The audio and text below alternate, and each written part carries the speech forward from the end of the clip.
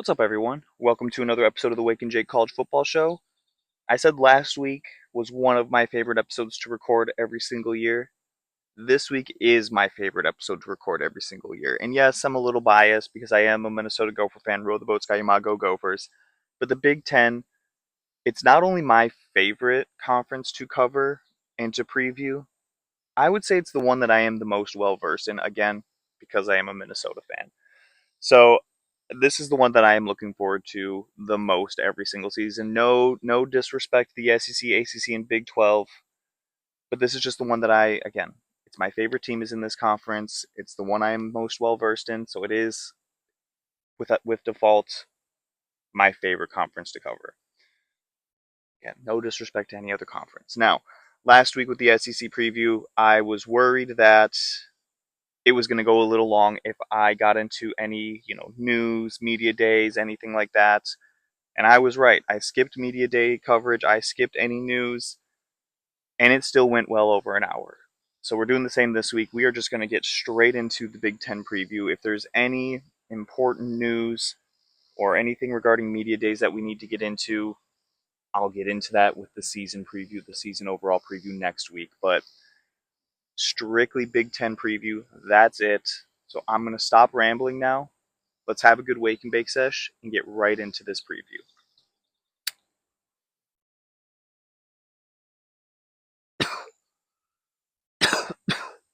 All right, like I said, we're not wasting any time. We're jumping straight into it. And just like we've done with every other conference, we're not giving anybody special treatment.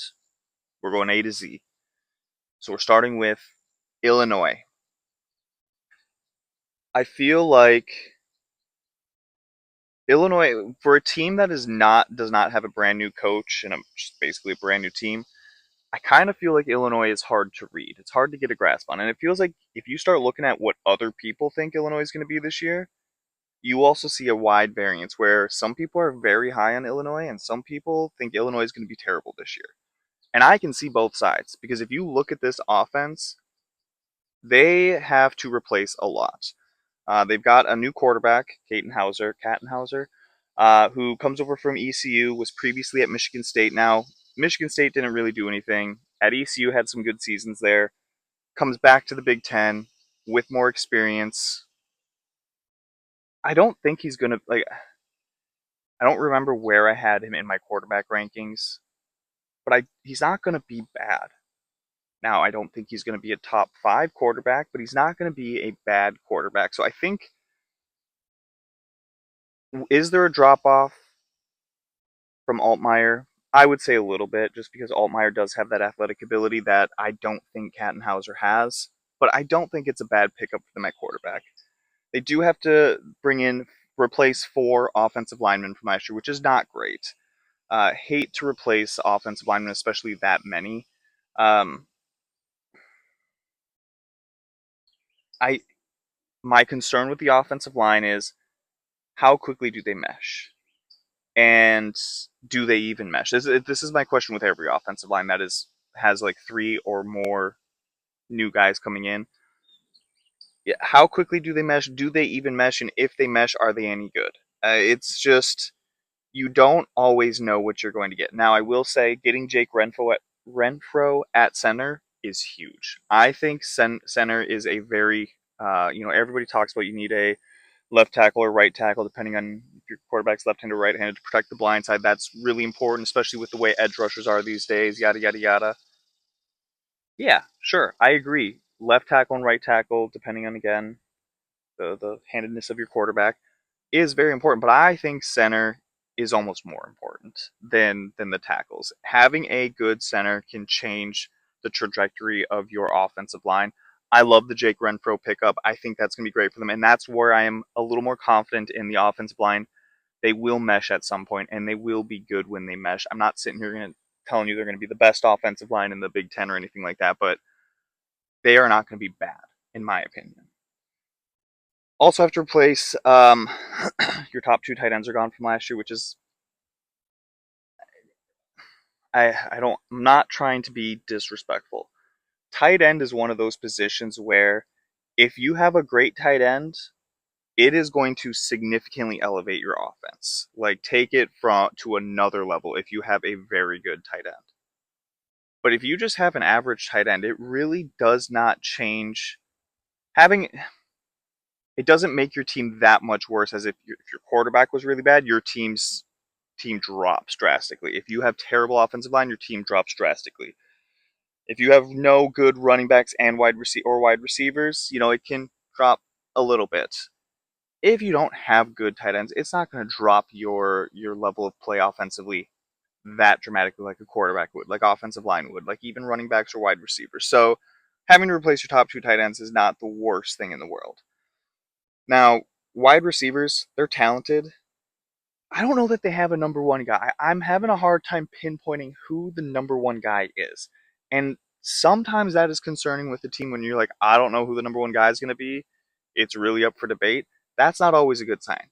In this case, I don't think it's the worst sign that Illinois doesn't have a top guy because I think they have enough guys that are talented enough that one's going to be the leading receiver this game, one the next game, third one that next game. You know what I mean? And so they might have multiple guys that are in that 600 receiving yard range if they get that much, but nobody that has 1,000 yards, then 600, then 300. You know what I mean? You're not going to have the levels. They're all going to be right there the same, essentially. Running backs, I think, are going to be pretty decent for this Illinois offense. You got Lafferty and Valentine. I am high on Valentine. I think this is going to be a solid Illinois offense. I don't think this is going to be a bad Illinois offense, and that is why I'm kind of high on Illinois this year. Defensive coordinator Bobby Hawk, and I don't actually know how to pronounce his name. Former head coach at Montana, comes over to be the DC. From what I understand, they're running a new system, a 3-3-5, which is not a system that you see that often. So that could surprise some teams, but we've seen it with other teams that have run a 3-3-5 like Nebraska. It is also very hard to stop the run. And that is a little concerning, especially since I'm not super high on Illinois' defensive line. So the fact that they're running a 3-3-5, the fact that I'm not high on their defensive line may be that they struggle to stop the run. I think the secondary is going to be strong, so I'm not concerned about defending the pass. But that stopping the run is going to be difficult, I think, for Illinois this year. So that would be my concern for them. But overall, I am not low on this team at all. I think the ceiling for this team, absolute best, 9-3. I think the floor is 6-6. Vegas has the over under at 6.5. The over is favored at -150. You look at the schedule, and you're probably going to win Duke. You're definitely winning UAB in Southern Illinois. You do have to play Ohio State, but you're going to beat Purdue. Should. You should win at Michigan State. You should win at Maryland. You should win at Northwestern. You know what I mean? That there's very winnable games on the schedule. Yes, you have to play Oregon and Ohio State, but you also play a lot of teams that you should beat. So I'm pretty high on Illinois this year. I think they can have a very good season. I am again concerned about their ability to stop the run. Indiana. This one has I've had to adjust on the fly. Essentially, I was already high on Indiana coming into this year, but I'm even higher on them now just with the news coming out that, well, Stephen Daly and Kalen Wyatt might be coming back to Indiana now. With the new rule that was just, or judge that just overturned, I don't know, whatever happened in Colorado with the judge. Basically, anybody who played in the 2022 season is able to come back this year and play to get that fifth year of eligibility because we all know the 5 to play 5 is coming into effect. So that's big news for teams like Indiana, who, again, these are two very talented defensive linemen that they were not returning because they were out of eligibility. They had already played their 4 years. They were in the 2022 class, but with new 5 to play 5, judge overturned that, and they are now able to return to their teams. That is huge for Indiana. The defensive line I already thought was going to be good. They just got so much better and so much scarier that my stock on Indiana has gone up even more. Um, Offensively, Hoover's in at quarterback, Josh Hoover from TCU. That is a downgrade. That's a downgrade. I put Josh Hoover, I think, as the sixth best quarterback. in the Big Ten. People were not a fan of that, but turns the ball over too much. Maybe holds on to the ball a little too long. I don't think he is going to be a step back from Fernando Mendoza. Wide receiver room, I like Nick Marsh. I like Charlie Becker, but Charlie Becker also thrived on he's a vertical threat and the fact that defenses were very focused on, at least in my opinion, Surratt and Cooper, which helped open up him a lot more. Can he continue that what we saw last year? Nick Marsh I like again, but then you got here's what Indiana's doing this year. It feels like they went into the portal and they did get some guys, but not nearly as much as we've seen the last couple years. And they got a lot of guys who you expect if they hit their potential, these are going to be all Big Ten players. But they could also be very mediocre if you whiff on them. But they're also relying on a lot of young guys because now this is the third year of Kurt Signetti. So guys that he recruited are now in their third season. And in the third season is a lot of times with certain position groups, you start to see guys really take those steps forward. Indiana's starting to rely on younger guys to step up and make plays. And so now we're really going to see how great of a recruiter is Kurt Signetti. And I feel like he's a damn good recruiter. So Indiana is a team that I'm very excited to watch this year for that reason alone. But they've got a strong running back room. Turbo Richard, Kobe Martin, and Lee Beebe. I think it's Beebe. Beebe is the one who got off to a great start last year, got hurt, missed the rest of the season, and he is. Everybody talks about Turbo Richard. Everybody talks about Kobe Martin. Ask any Indiana fan, and they'll immediately say, "Nah, Lee Beebe's the guy." So strong running back room. They will be a run first team, so that does take a lot of pressure off of Hoover. That takes a lot of pressure off of almost said Omar Cooper, off of Charlie Becker and Nick Marsh. Because I'm also confident in the offensive line. So they are going to be a run first team, and they are going to be very good at running the ball. This is an Indiana team that may not go 12-0 this year, but I don't think the drop off is going to be that significant. They still are going to have a good defense. Again, especially if Stephen Daly and Kalen Watt are coming back, then their defense is going to be phenomenal. The secondary may take a step back. Just losing D'Angelo Pons is huge. That's so difficult. You can't. It's hard to replace a guy like that. Now maybe they do it. Who knows? But replacing him is a huge loss. So I wouldn't be shocked to see the secondary take a step back. But I'm not sitting here saying it's going to be a drop off. Now I think the ceiling for this team is 12-0. The ceiling. Everything goes perfect. The floor though, I mean, no worse than 9-3. Where are they going to get more than 3 losses on this schedule? Because they play Ohio State, Michigan, Washington, USC. They're not losing all 4 of those games. We saw what their defensive line did to Ohio State's offensive line last year, and they're bringing some of those guys back. That they could very well beat Ohio State. I'd imagine they're going to beat Michigan, but you never know. Home against USC, they should beat USC. At Washington, Washington's always a tricky one traveling there, but we have not seen Damon Williams play well against a good defense. So I mean that should be a win right there. The potential for this team is 12-0. Again, the floor no less than 9-3. Vegas has the over under at 10.5 with the under just ever so slightly favored at -115. Uh, Indiana could very well go 11-1. I don't I don't know that they're going to go undefeated with this schedule, but it's possible. We've got Iowa. I mean, we expect this to be the same Iowa we always see, right? Mediocre quarterback play, wide receivers that don't necessarily scare you. Now, I've heard good things about what's his name, Tony Diaz, but I guess people are high on Vanderzee. I don't know. We'll see. Maybe their wide receivers are serviceable.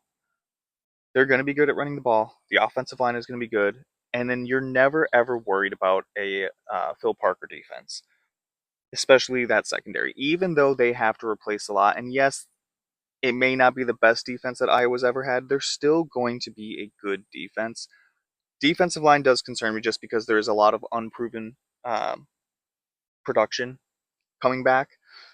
So that could be a problem. We'll see. Again, it's hard for me to be concerned about that because again, it's a Phil Parker defense. It's always going to be good. Uh, I feel really good about linebacker. Secondary, I don't feel necessarily great about it, but again, it's a Phil Parker defense. The secondary is always good, so I'm sure it's going to be fine. This is going to be the same Iowa team you've always seen. Here's the thing. If they do hit at quarterback and whoever they get is a stud, or maybe the wide receivers are a top half of the Big Ten talent, then, Iowa is a team that we could be talking about possibly making the playoffs. But if this is the same old Iowa team with just average quarterback play, okay wide receivers, obviously a great tight end, forgot about that. They're going to have a great tight end. We got to throw that in there. Von Ham is going to should have a good season. You look at the schedule, and again, if the wide receivers are actually really good and the quarterback is really good, 10-2, maybe 11-1 as like the ceiling. But I don't think they're less than 9-3 or 8-4. Honestly, when you look at the schedule, they start off with NIU, Iowa State, and North Iowa. Those are 3-0 right there. You're 3-0. You got to go on the road to Michigan. Could be a tough game. Home against Ohio State. That could be that. Let's be honest, probably losing that game. Then on a short week, you got to go to Washington. I'm not saying that's a guaranteed loss, but that's a difficult game to play. Then you're on the road at Minnesota. Could they lose to Minnesota? Sure. Until I actually see it, I don't believe that they'll lose to Minnesota, and I say that as a Minnesota fan. Home against Wisconsin, at Northwestern, home against Purdue, at Illinois. You could argue maybe if you're really high on Illinois, it's possible that maybe Illinois beats them. But again, if Illinois struggles to stop the run, Iowa's a run first team. We'll see how that goes. And then they finish home against Nebraska. The three losable games, in my opinion, is at Michigan, Ohio State, at Washington. If they can get through those three, 1-2, or 2-1, the rest of that schedule lays out potentially very nice for Iowa. Vegas has the over under on them at 7.5. The over is favored at -134. So I have high here. It's the same old Iowa. We're gonna also get to the end of the season, and Iowa's 9-3, 10-2, making a push for the playoffs. It's just I don't. They just do it consistently every single year. Maryland. Okay, so Mike Locksley's back, and at any other school, you would say, why has he not been fired?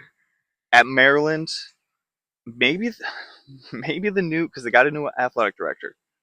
Maybe he's actually legitimately trying to give him a shot, or maybe Maryland just does not have much money and cannot afford his buyout, which I find hard to believe.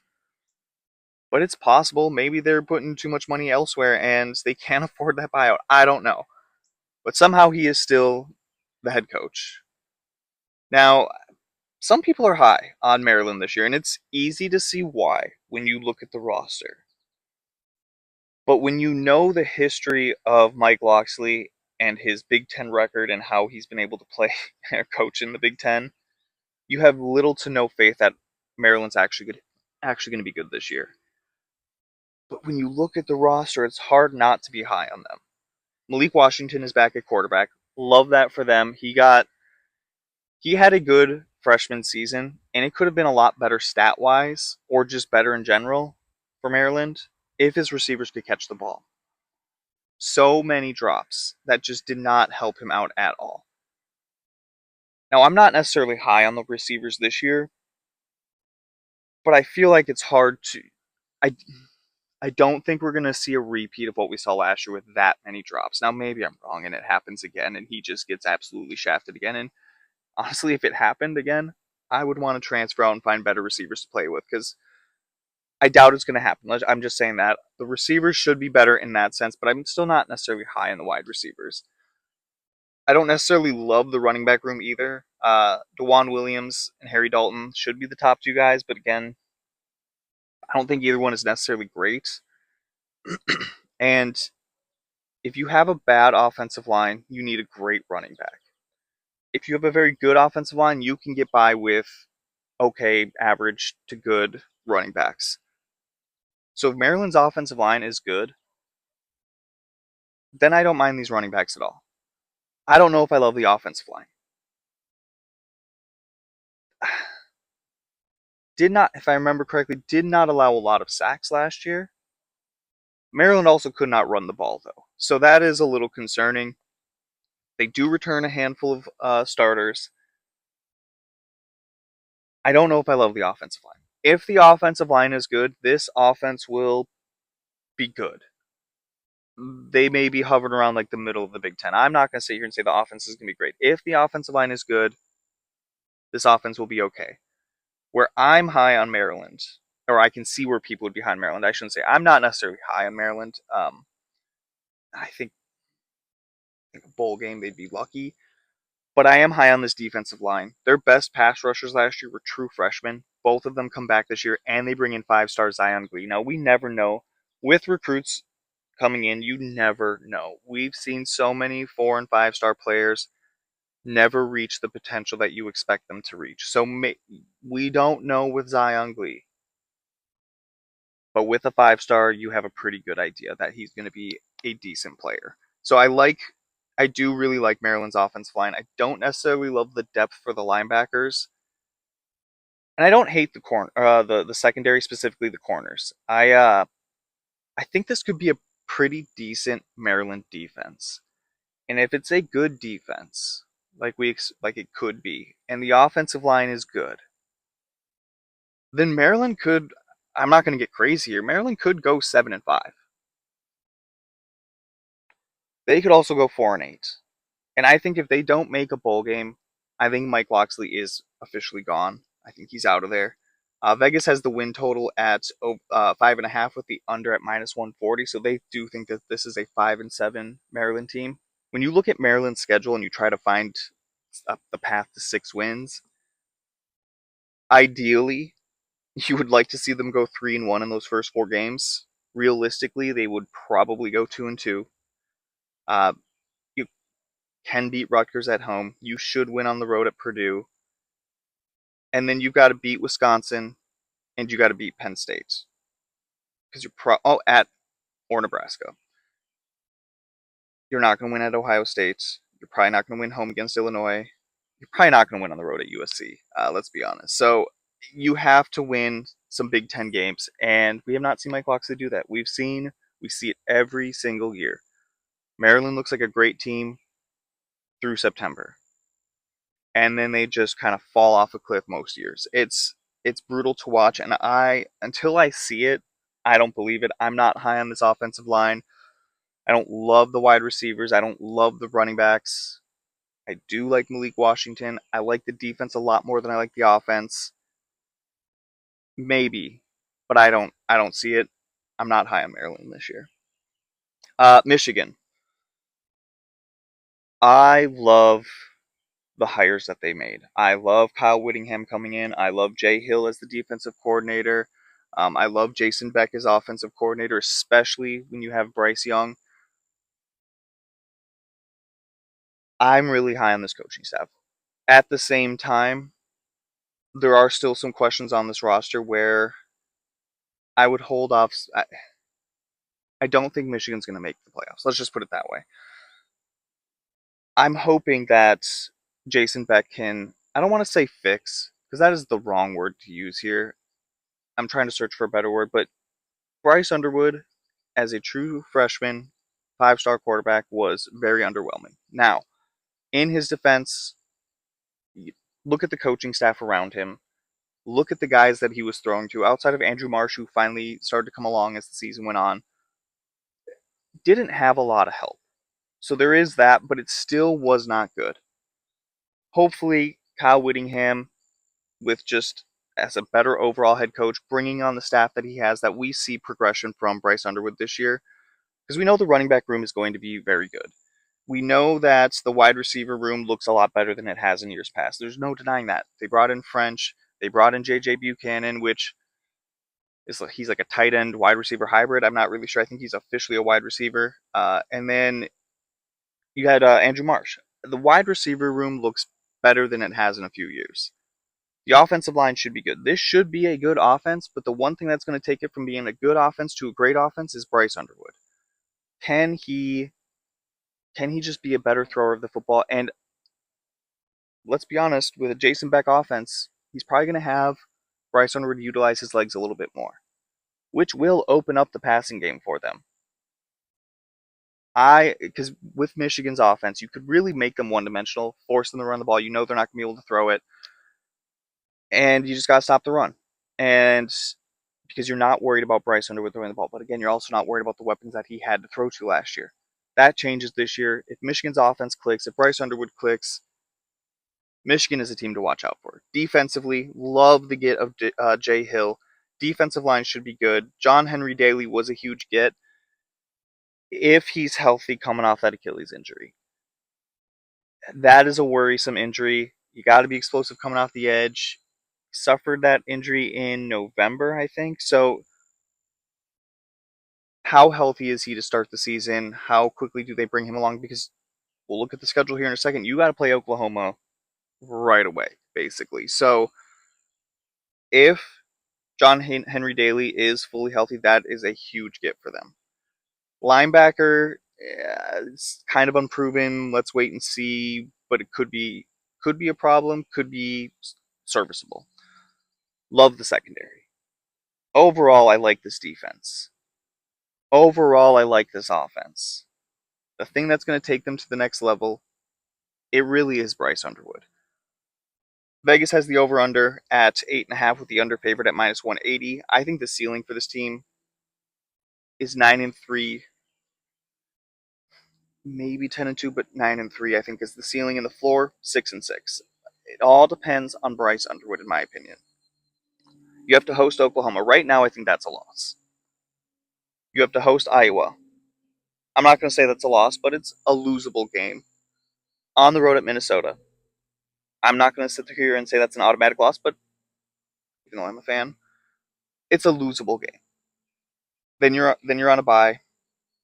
Home against Penn State, depends on how you feel about Penn State. I guess it's technically a losable game. I'm not going to sit here and say it is. Home against Indiana, that is a very much so a losable game. At Rutgers, home against Michigan State, at Oregon, definitely a losable game. Home against UCLA, should be a winnable game. And then at Ohio State. Oklahoma, Indiana, Oregon, Ohio State. That's a tough, tough schedule. You're playing one of the better teams in the SEC, in my opinion. And some of the top three, people would say, best teams in the Big Ten. That's a tough ask for anybody in the country. I think Michigan's in good hands moving forward, and I like Kyle Whittingham a lot. I do. He is one of my favorite head coaches. I just don't know that they get it done this year with that gauntlet and Bryce Underwood. That's a lot to ask. Um, and I don't remember who it was. Ari Wasserman. I really should have brought back Dude Are You High, because he put out his playoff prediction, and he had Michigan making the playoffs. And I think he even had them winning the first round and moving on. That's all I got to say on that. I don't, just embarrassing. Michigan State. I want to like the Pat Fitzgerald hire, but I'm not sold that he's the guy. Do I think he is a better coach than I'm blanking on who they just fired, Jonathan Smith? Yes. Do I think he's going to be better than Mel Tucker? Yes. I just don't know if he is the guy to elevate this program to be one of the better programs in the Big Ten like they had been under Mark D'Antonio. I really want to like the hire. I'm just not sold yet. On offense, they've got Alessio Milivojevic coming back. Small sample size. Very small sample size with him. So I did have him low on my quarterback rankings solely because it was a 4-game sample size. We need to see it for a full season. But in those 4 games, not perfect, not great, but you can see it. And he has the potential to definitely jump up pretty high in my rankings by the end of the season. Running back room, solid.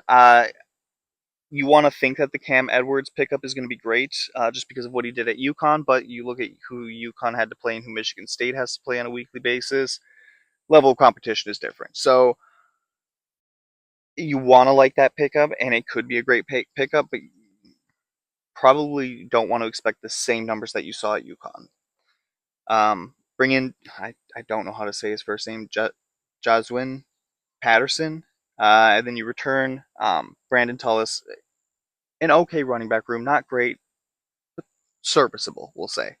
Wide receiver room, again, nothing that just wows you, blows you away.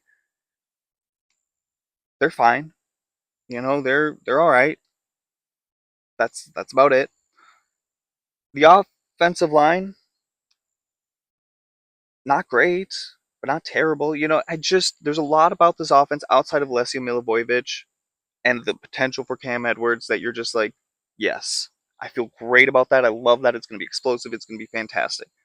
Everything is just fine. You know, it's good. It's serviceable. It's not blowing you away. Defensively, I kind of feel the same way yet again. Let's be honest. First year coming in, this is going to be a rebuild year for Michigan State. So we shouldn't expect big results in year one with Pat Fitzgerald. This is definitely a rebuild year. So we got to remember that. I would say defensive line is probably my biggest concern. But again, I'm not, like, linebackers will be fine. Secondaries, got the potential to be fine. To be good, I should say. I don't even want to say just fine. That sounds rude. Good. Not great, just good, middle of the road. I don't think any one level is going to be great. I think it's just going to be yeah, it's a average defense, a good defense. Nothing special. Same with the offense. I think the ceiling for this team is 6-6, which is just as average as you can get. I think if everything goes right, they're going to be an average team, and they'll go to a bowl game at 6-6. They could also go 3-9. Vegas has the win total over under at 4.5, with the under favorite at -176. When you try to find 6 wins on the schedule, it gets a little dicey because you look at Toledo and EMU; those are 2 wins right there. You look at Rutgers, that should be a win because I'm not high on Rutgers this year. We'll get into them soon, so that could be a win right there. So that's 3. But who else on the schedule is going to be a win? They would have to beat either Nebraska, Wisconsin, Illinois, or UCLA. They would have to beat. Oh, they could beat Northwestern. We'll get into them shortly too. So that's 4 wins. You got to win 2 of those 4 between Nebraska, Wisconsin, Illinois, and UCLA. And I don't know that they can. This is probably a 4-8, 3-7 team. Honestly, this is or 3-7, 3-9 team. This is a rebuild year. This is a year that we can't expect that much. Do I want to like the hire? I want to, but I'm just not there yet. Minnesota, row the boat, Sky Mago Gophers. Realistically, when I look at this team, there are concerns all over.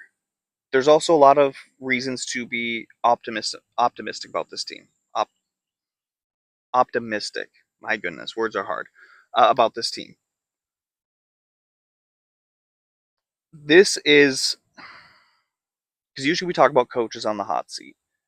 In reality, it feels like this has got to be a Greg Harbaugh, Danny Collins hot seat year. Some may argue on Danny Collins, but at least Greg Harbaugh. Because the offense has struggled to run the ball the last couple years, but especially last year. And there's reasons for that too. But some of that does fall on the offensive coordinator. This is year number 4. If the offense is just meh this year, with everything that you have coming back and everything that you've brought in, if it is just a meh year, then there's no doubt in my mind that they move on from him and are looking for an offensive coordinator come November, December. Because there's no reason why this offense should be meh. Drake Lindsey comes back after a good redshirt freshman season. Did the numbers necessarily wow you? Not necessarily. The touchdown to interception ratio, that was nice to see, especially from a redshirt freshman quarterback with the schedule that they played, playing against good teams. Now, I think half of his interceptions came against Iowa, but whatever. You like the building blocks you saw from Drake Lindsey. That if natural progression of a quarterback, if he does take that next step, could be a big year for him. Now, he very shortly after the NFL draft was over was getting buzzed as a first round quarterback next year. Do I think he has the potential to become a first round quarterback? Yes. Do I think it's probably going to be this year? No, I wouldn't think so, honestly. The next year maybe, but at some point in his career, he will be first round potential. I'll just say that. Darius Taylor at running back, if he can stay healthy, he is huge for this Gopher offense. They thrive when Darius Taylor is healthy and when he is fed the ball. If he can stay healthy, and it sounds like he's taken some steps this offseason that make you confident that he will be. And for Gopher fans out there, it is an even year. And we know with Minnesota's luck on even years, the running back room is healthy and good. So here's to hoping that that continues. Darius Taylor's healthy. He will be good. Behind him, they've got a slew of guys that they can throw in there. I don't know how healthy A.J. Turner is going into the season. I'd imagine he's going to be healthy and ready to go. You would think he's going to be the number 2 guy, but you never know. They do sometimes switch that up a little bit. So they have a handful of guys I think that could see carries behind Darius Taylor, but I don't feel confident in any of the guys behind Darius Taylor to be as effective as Darius Taylor if he were to get hurt. Wide receivers, I think, will be better this year. If I like the hire of Isaac Brickty. I think it's a great hire. Javon Tracy coming back for his second season in the Big Ten. Put up decent numbers last year. Seemed to kind of come along as the season went on. Started to get used to playing Big Ten competition. Give him another year in the offense. Another year of getting physically ready to play against the Big Ten after having done it for one season. I would love to see his step forward. I think of like Elijah Spencer. Would love to see that type of progression from him. Jalen Smith really came on at the end of the season. Young guy, you expect natural progression. He should take a step forward, and you got a solid 1-2 punch at wide receiver. Heard good things about Noah Jennings, so that gives you confidence that they may have a legit third option. The offensive line has to be better, specifically on the right side of the offensive line. Nathan Roy was a redshirt freshman. We saw some great things, some things that maybe weren't so great, but again, natural progression, you expect he will be better this year. I like the left side of the offensive line. Beers, Johnson, Roy. The right side is in question. But we have a kind of a good idea, but it's one of those things where if the right side of the offensive line is better, and I think that it will be, we'll see if Bennett Warren is the guy. I don't know. Haven't heard anything really bad about Bennett Warren. Haven't heard anything spectacular about him either. So would love for him to be the guy and for him to pan out. If the right side of the offensive line can be better, the run game should be better if Darius Taylor's healthy. If the run game is better, Drake Lindsey is going to be better. I think these wide receivers are better than they were last year, and this could be a very fun Gopher offense. On the defensive side, they return a stud at every single level of the defense. You got Kerry Brown coming back, who is better than Coy Parrish. I'm just going to say it. Kerry Brown's back, better than Coy Parrish, so I love that retention from them. John Nestor's back. Behind John Nestor is a little bit of a concern. High potential, but do they hit that this year? Like John Nestor, a little iffy behind him. Love Maverick Baranowski coming back. I like the potential of some of the guys that are in that linebacker room, but would love to see them step up and make plays before I'm confident that anything behind Maverick Baranowski is going to be great. And then on the defensive line, you got Anthony Smith. You got Jackson Howard, who, has shown some flashes, but haven't seen him put it together yet. But you like the potential there. TJ Bush comes in. I love the edge rushers. I love the defensive ends. The defensive tackle is a concern because you do lose a lot there.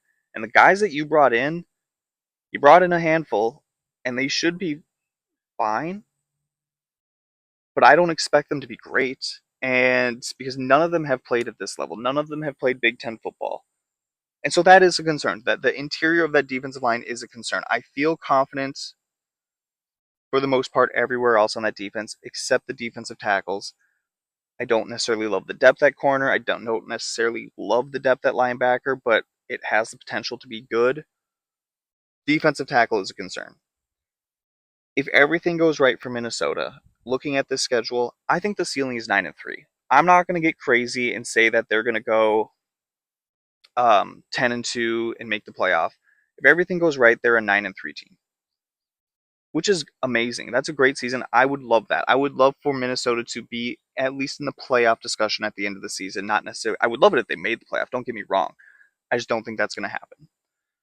The floor for this team, though, 7-5. There, you look at the schedule, and there are 7 wins on this schedule. Eastern Illinois, that's a win. Akron, that's a win. At Purdue, that's a win. UCLA should be a win at home. Northwestern at home should be a win. At Wisconsin should be a win. That's 6. I don't want to say, I can't sit here and say guaranteed wins because we've seen the Minnesota lose the games that they shouldn't lose, like Northwestern last year.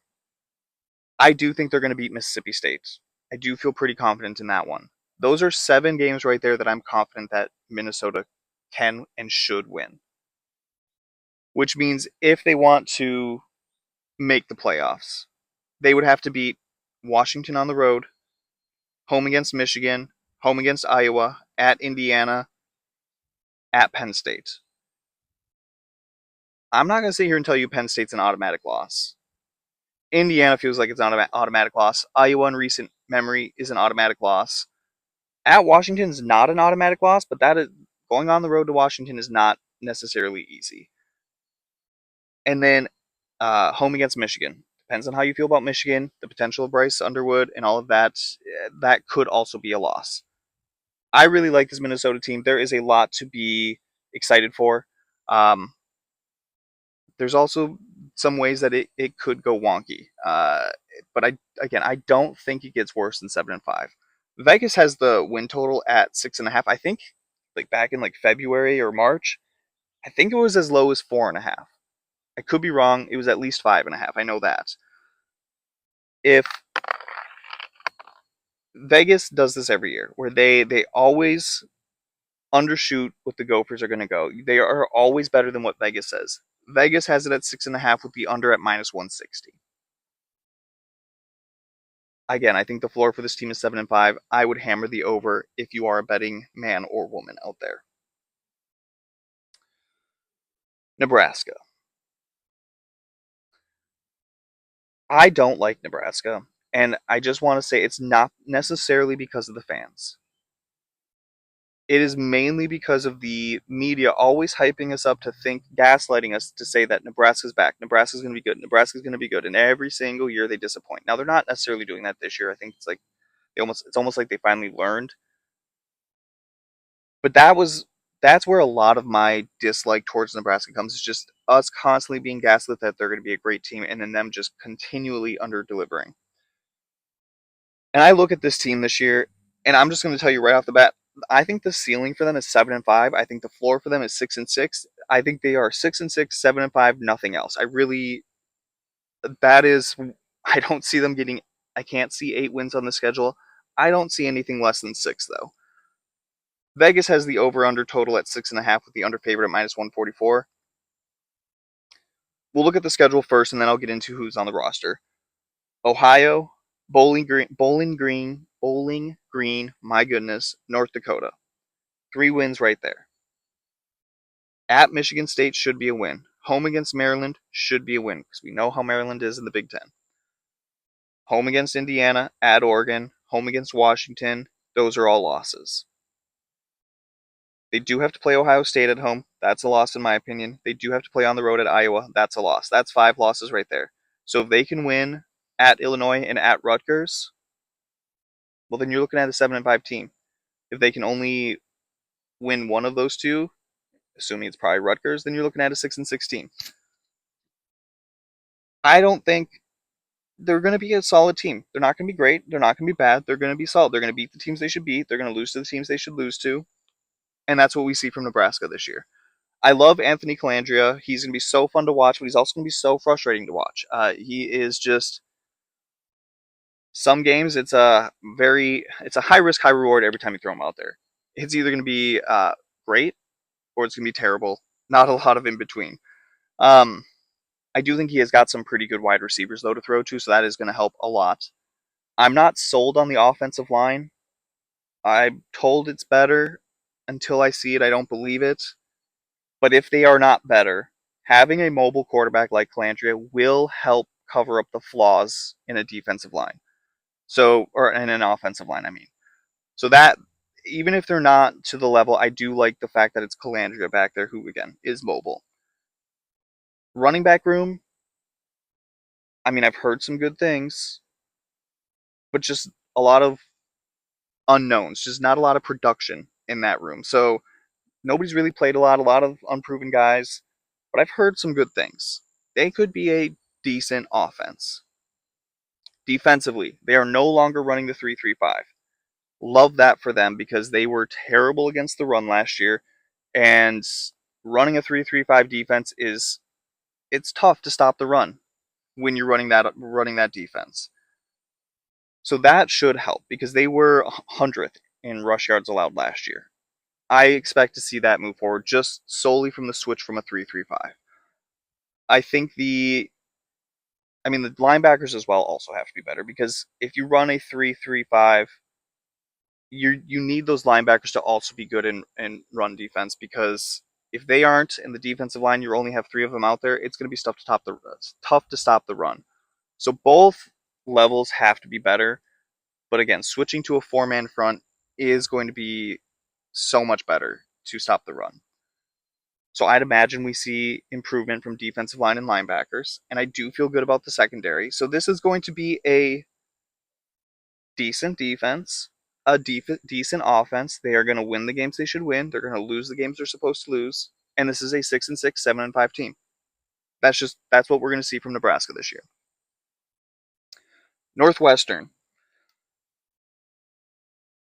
Was everybody as shocked as I was when Chip Kelly was announced as the new offensive coordinator? What a complete clash, just because you think of a Chip Kelly offense, it is high tempo, explosive, run first offense. And when you think of Northwestern, you think slow, methodical, below average offense. This is going to be such a weird clash. I'm excited for it. I love the hire. I wouldn't be shocked if it takes a year for that hire to really show the results from, just because I don't know that, and maybe I'm wrong, but I don't think Northwestern is necessarily equipped to run the offense that he wants to run, and I think that's hard to just transfer from the offense they were running to the offense they want to run now. To just flip that in one off season when you're a team like Northwestern, I think it's hard to do. So I would say give it another year on the offense. But I love the hire. I think it's a fun hire. You got Aiden Childs coming in who has shown promise, but has not reached up to that potential. So I mean, if Chip Kelly can unlock that, that would be phenomenal. Wide receivers are never going to blow you away. They're going to be solid. They're going to be good. They bring back Griffin Wilde, who should be great. I shouldn't say great. Will be very good. They're reliable. They're not going to wow you. They're not. They're just they're a solid wide receiver room. Running backs, pretty deep. I gotta say, I don't say they necessarily have like a stud, but they've got three guys I would say that you feel confident in them running the ball, so that's going to be good. Offensive line, I'm not sure on. I'd imagine they're going to be okay. I don't think they're going to be great though. Again, I think we're going to see it's going to be a transition year for that offense. And then again, you look at the defense. The defensive line is a little bit of an unknown. But everything behind the defensive line, I feel pretty confident in when it comes to Northwestern. So I think they're going to have a pretty good defense. That defensive line is a little concerning. The offense is going to take a year, but we may see some flashes throughout the season. Vegas has the win total at 5.5 with the under just slightly favored at -114. I think the ceiling for this team is 6-6. Just solid offense, solid defense, a 6-6 team. But I do think the floor is 3-9. Um, there's just some unknowns with some teams they play, like Colorado. If Colorado is better than we think, that could be a loss. Now I don't think it's going to be, so they should start off 2-0. They're going to beat Ball State. They should beat Rutgers at home. That's 4. Should win on the road at Michigan State. That's 5. And then you've got to beat either Illinois, Minnesota, or Penn State. If you win one of those three, you're going bowling. But I don't think they're going to win two of those three. Again, they're going to be a solid team. They're going to be a good team. They're not going to be great. Ohio State. I mean, we expect playoffs, national title contender. They return a lot on offense. They have to replace a lot on defense. But again, it's Ohio State. They don't have to rebuild. They just reload. So I've got high hopes for this team, obviously. Again, they return a lot offensively. Julian Sainz back, Bo Jackson's back, wide receivers Jeremiah Smith and Brandon Inniss are back. They bring back 4 starters from last year on the offensive line, and that offensive line was very good until they ran into the buzzsaw that was Indiana's defensive line and the buzzsaw that was Miami's defensive line. So that's a little concerning, I'm not going to lie. But they do return a lot, and you expect this offense is going to take a step forward as Julian Sainz is now entering his second season as a starter. And then defense, lost a lot. But again, it's Ohio State. Do you really expect there to be that big of a drop off? Because I don't. I have zero concerns with the defensive line. Linebacker, if I had to pick a concern on the defense, would be my concern. The secondary should be very good. Love the addition of Earl Little Jr. This is going to be a very good offense. The defense may take a step back from last year, but if they do, it's not going to be that significant. Again, I think their schedule is honestly a little tough. Vegas has the win total at 9.5 with the over favorite at -164. They've got to play at Texas. They do have to play. You could argue if you think at Iowa is that tough, but I don't. At Indiana, Oregon at home, and then you have to play Michigan at the end of the year, and you have to play on the road at USC. So that's 3 really tough games. 2 games that, well, one's a rivalry game, and depending on how you feel about USC, could be a tough game. Now, do I think Ohio State's going to lose all 5 of those games? Absolutely not. I don't.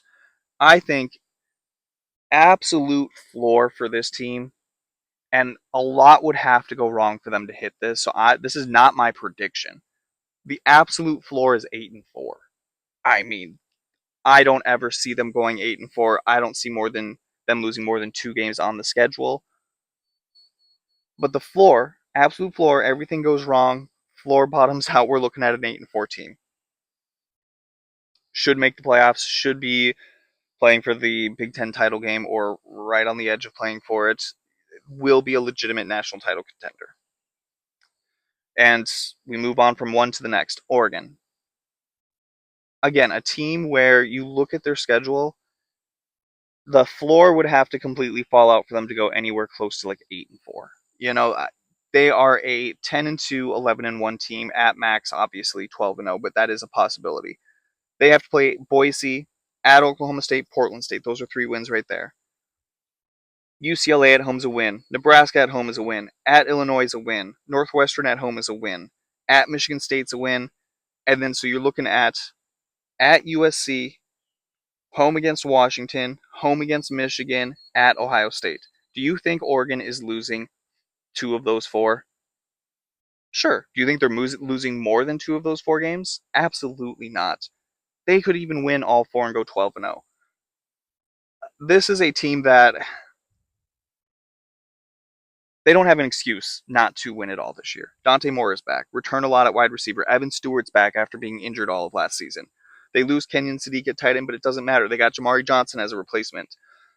Bring back De'Aaron Hill and Jordan Davison.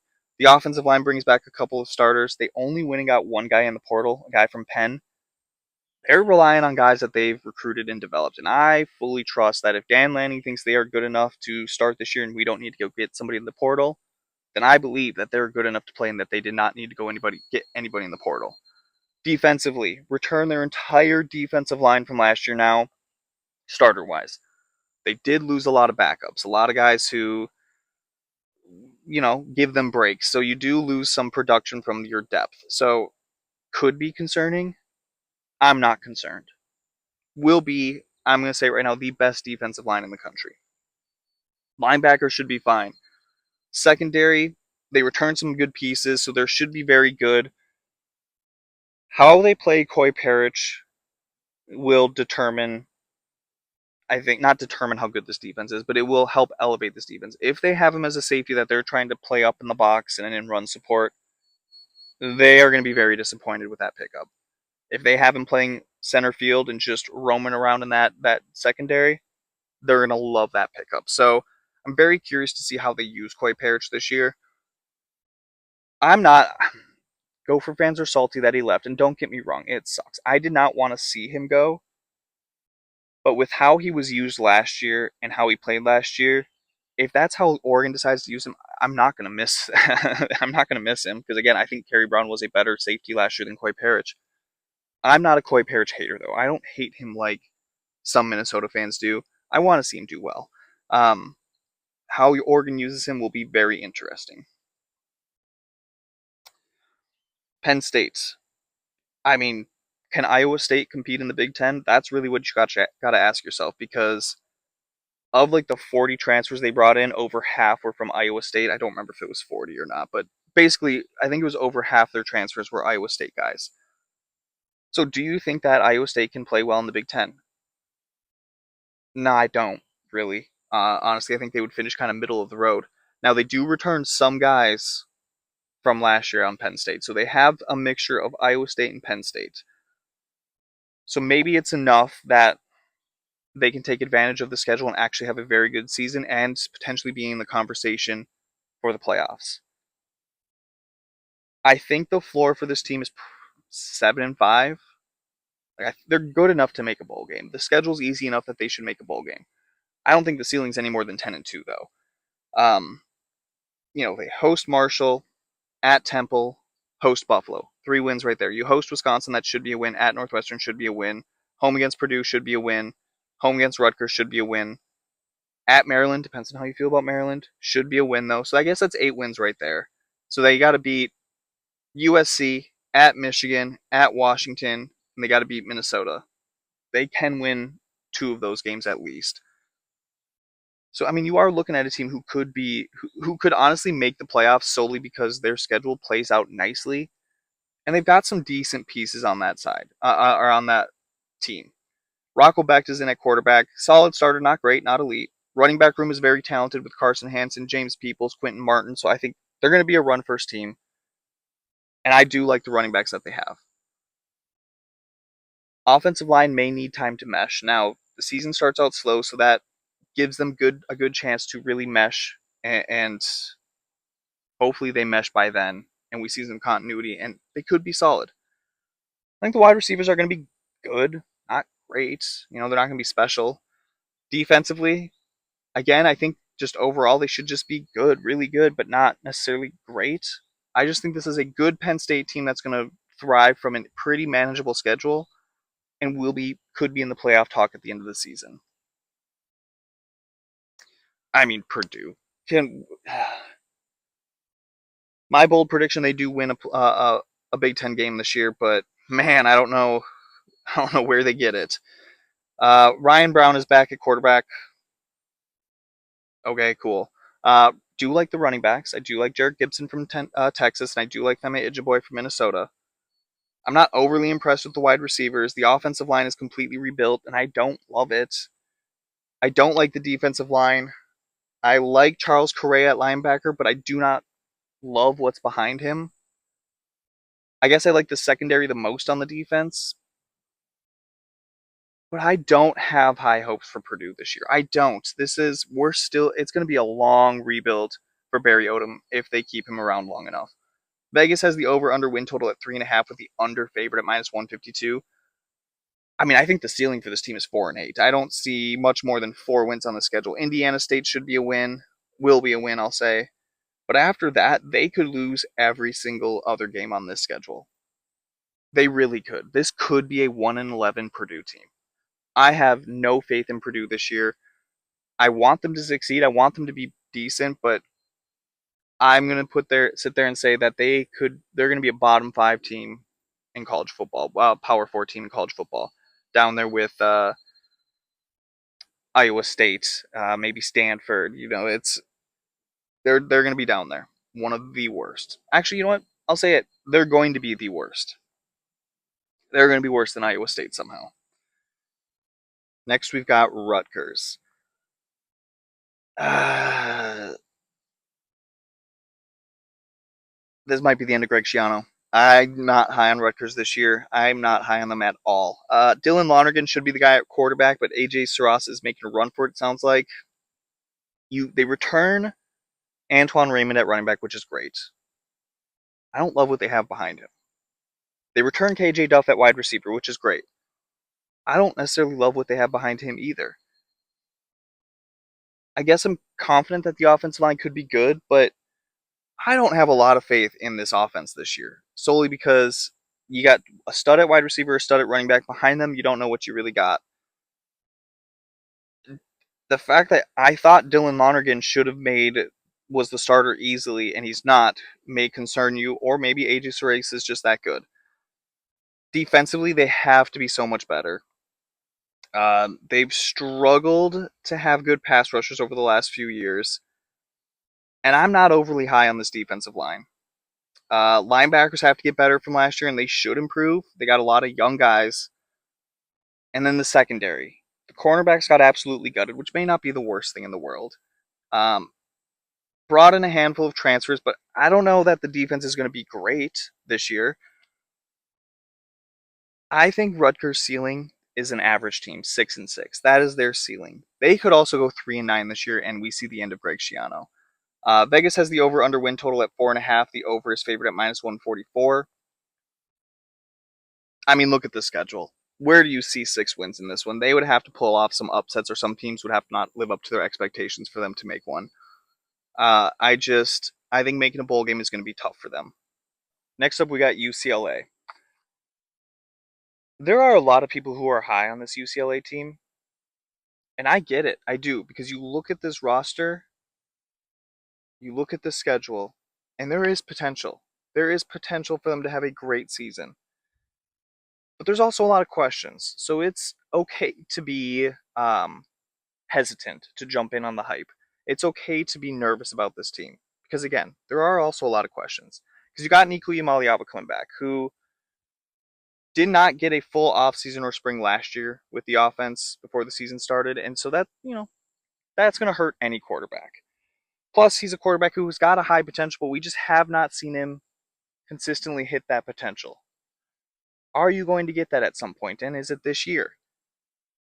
Running backs, you got a solid trio in there of Anthony Woods, Javion Thomas, and Wayne Knight. I like the potential of the wide receivers. You still got to see it before you believe it, but I like the potential there. I don't know how I feel about the offensive line. I feel more confident on the interior than I do the tackles. If they don't hit at tackles, at the tackle positions, it could be a rough year, but if they do hit, it could also be a very good year. So there's just a lot of potential on that offense where it could be a very good season for them. And then defensively, the secondary is going to be good. They are very deep at corner, so they are going to be able to stop the pass. The linebackers should also be pretty good. And they have to be, because I'm not convinced that the defensive tackles are good. The defensive line as a whole, I guess, is kind of a question mark, but it's the ability to stop the run that's my biggest question, because they lose a lot of defensive tackle. The guys that they brought in have just never hit their potential or have been injured. It's just, if they hit a defensive tackle and they are very good at stopping the run, they're already going to be good at stopping the pass. This could be a very good defense. But if those defensive tackles don't hit and the linebackers aren't good enough to step in and help alleviate some of that terribleness of the defensive tackles, and they're not able to stop the run, this could be a long year for the defense. Again, enough questions on offense, enough questions on defense that I cannot fully buy into the hype, but I can see it, and I get it. I think the ceiling for this team is 7-5, maybe 8-4, but I also think the floor could be 4-8 for this team. I don't think they'll go 4-8, but that could be the case. Vegas has the over/under win total at 6.5, with the under favorite at -128. You play San Diego State. That's not necessarily the easiest Group of 5 team to play. You play Purdue, you play at Maryland. You have to go on the road to Maryland, which don't love that. You play Wisconsin, you play Michigan State, you play Nevada. I mean, those could all be winnable games. At Cal is a winnable game, but you do have to play Oregon. You do have to play at Minnesota, Illinois, at Michigan, USC. I mean, those are not all guaranteed wins. So the potential is there, but there is enough questions surrounding UCLA that I can't fully buy in yet. USC, this is a team who, if everything hits for them, is going to be a playoff contender. Jada Mayava is back at quarterback, which is fantastic. Wayman Jordan is back, who missed most of last year with an injury. He was the starter before he got injured, and then USC had a few injuries, and then all of a sudden King Miller came out of nowhere and had a phenomenal season, and you get him back this year. You lose your best wide receivers from last season, so I wouldn't be shocked to see that group take a step back. But I do think they're going to still be a very good room. You return your entire offensive line, which depends on how you felt about the offensive line last year and whether or not that's a good thing. If you think they're going to take a step forward or not, it could be a good thing. It could also be a bad thing if they don't take a step forward. Overall, though, this offense should be very good. Defense, I really like the defensive line. I think this is going to be a very dominant defensive line. And here's the thing: that's what you need. If you are going to win the national title and if you are going to win in the Big Ten, you need a good offensive line and a good defensive line. You got to build your teams from the line of scrimmage and out. That's what Dan Lanning does. That's what we've seen Mario Cristobal do, and it feels like Lincoln Riley has kind of started to do that. Linebacker should be fine.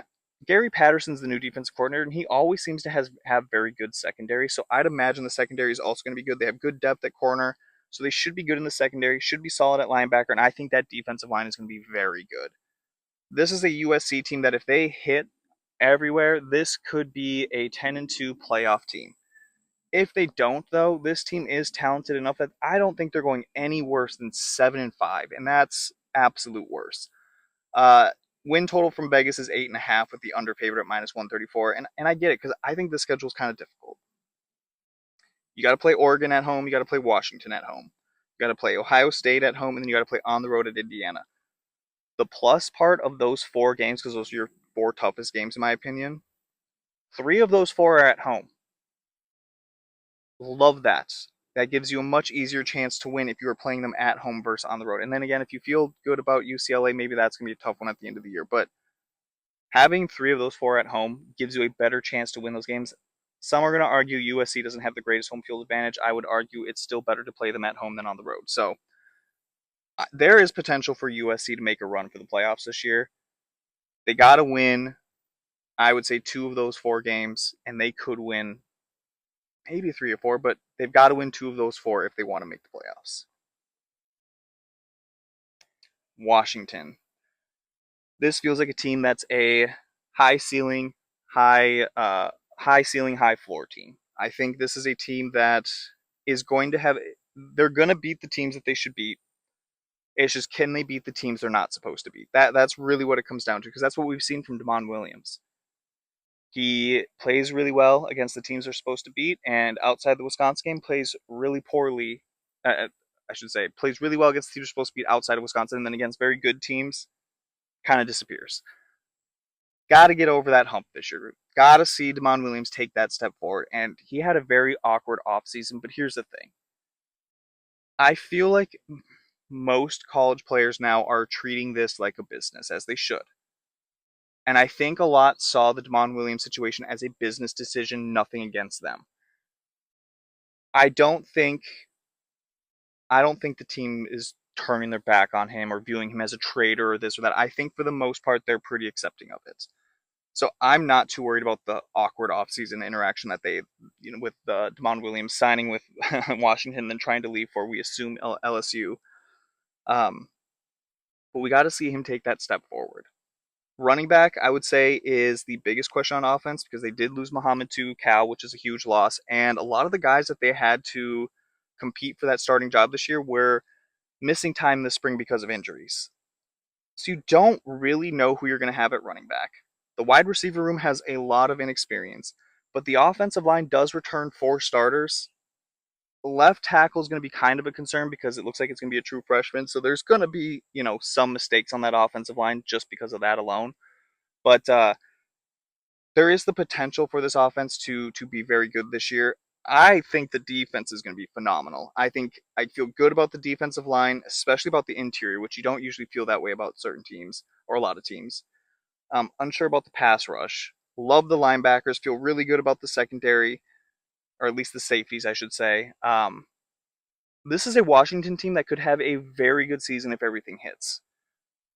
And even if it doesn't hit, I still think that the floor is 7-5. Vegas has the over under at 7.5 with the over favorite at -160. I mean, look at this schedule. Their toughest games are at Oregon, home against Indiana to finish out the season, at USC, and then after that is it what? Hosting Penn State, hosting Iowa, and then maybe Minnesota. They're gonna beat at least one of those three. You know what I mean? So if they win one of those three, that's 5 losses. The rest of those games are winnable. This should be a 7-5 team at worst. Last up, we've got Wisconsin. Finally, they've got a winnable schedule. It has been rough going for Wisconsin when you look at their schedule every single year and what they have on that roster. It's just been brutal.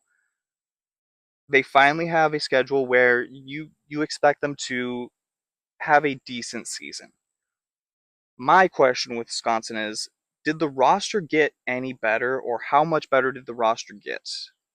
Because that's going to determine how many more wins they get this season. Because again, a much more manageable schedule where they should realistically make a bowl game for the first time in a couple years now, after going on a 20-plus year streak. The absolute ceiling, if they really hit at Colton Joseph and they hit at a few other spots, they're the very best that this team can do, in my opinion, is 9-3. But I do think that they should make a bowl game. Colton Joseph is in at quarterback, like I mentioned, mobile guy, but we'll see if he can make that jump from ODU to the Big Ten. Had Wisconsin fans try to tell me, well, yeah, look at that first play against Indiana to start the year at Old Dominion. Yeah, that was one play, first play of the first game of the season. That means nothing to me, nothing at all. Can he do it in the Big Ten? Can he do it consistently? Can he? We know he's athletic. We know he can run, but can he throw it against a Big Ten defense? Running back, they've got a few options. Abu Sama is going to be the guy. Should be a solid room. I don't think it's going to wow you or blow you away. Wide receiver room, I don't love the wide receivers. Not a ton of returning production and just a lot of unknowns. So I don't. Maybe they're going to be really good. Maybe, but I don't love the wide receiver room. Offensive line, they're going to be fine. They're going to be good. I don't think they're going to be necessarily great, but I don't think they're going to be bad. I think it's going to be a good offensive line.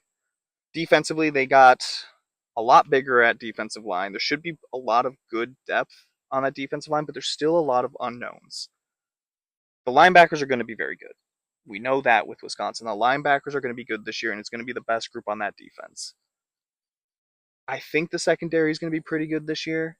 And I feel really good about the linebackers. The defensive line did get bigger and better and deeper, potentially potentially better. The defense is going to be the strength of Wisconsin this year. There is a lot of questions surrounding that offense, and even if they hit at wide receiver, running back, and quarterback, I don't know how explosive that offense is actually going to be. So again, they should make a bowl game with this schedule. West Illinois, EMU, Rutgers at Maryland, Purdue. That's 5 wins right there. Can they win one of Notre Dame at Penn State? Oh, I forgot about Michigan State at home. So that's 6 wins right there. Notre Dame at home, at Penn State, at UCLA, USC at home, at Iowa, home against Minnesota. I would say those are their 6 losses. If they can win one of those 6, then they're going 7-5. If they can win 2 of those 6, I guess 8-4. But I think it's gonna be tough for them to win 2 of those 6. Um, we're gonna see a better Wisconsin team again, solely because the schedule is much more manageable. I don't know that this Wisconsin roster is that much better than it was last year. I wouldn't be shocked to see Luke Fickell gone at the end of the year. They have to go, I think, 8-4 in my opinion for him to stick around. So that is my Big Ten preview. Like I said, this is my favorite episode to do every single season, just because It is my favorite conference. It is the one that I'm most knowledgeable in. At least I feel like. I love talking Big Ten football, but I also love talking all football, and that's what next week is going to be. Next week is going to be a overall season preview. I will be giving out how I think everybody's going to finish in each conference, who my playoff participants are going to be, who my national title winner is going to be. We'll talk some over under win totals. We may talk some Heisman favorites, but it is going to be an overall season discussion. And then after the following week, we've got football to be played. So I will be previewing week 0 and then recapping week 0. And then from then on, we're twice a week. So I will still make the announcement. I have not decided whether or not I'm going to start going live Sunday mornings to recap the previous day. It's what I started to do at the end of last year. It felt like it was working out pretty good. We'll see. Haven't fully decided on that yet. So I will make that announcement at some point. But one more week to do a season preview, and then we are talking about actual games that will be played that week. I'm excited. I hope you're excited. We are so close. Just hang on a little bit longer and we will get there. I'll talk to you guys next week.